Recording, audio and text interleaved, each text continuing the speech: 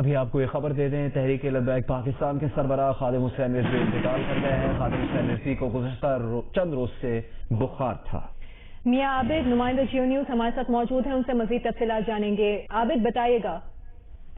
جی، اس میں کوئی شک نہیں ہے کہ ان کی فیملی ذرائع نے یہ کنفرم کر دیا ہے کہ علامہ خادم جو کہ تحریک لبیک پاکستان کے سربراہ تھے، آج ان کا انتقال ہو گیا ہے۔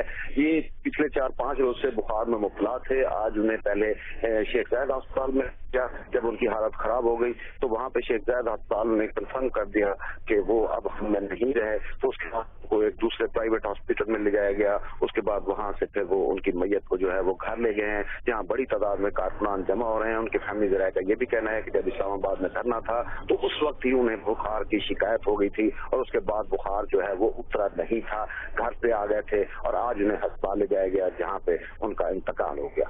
شکریہ آپ کا میاں عابد، آپ ہمیں آگاہ کر رہے تھے۔ تحریک لبیک پاکستان کے سربراہ خادم حسین رضوی انتقال کر گئے ہیں۔ پی ٹی آئی کے رہنما فیصل جاوید نے کہا ہے کہ اللہ تعالیٰ خادم حسین رضوی صاحب کو جنت میں جگہ عطا فرمائے، ان کے درجات بلند کرے، ان کے اہل خانہ اور عزیزہ و اقارب کو صبر جمیل عطا فرمائے۔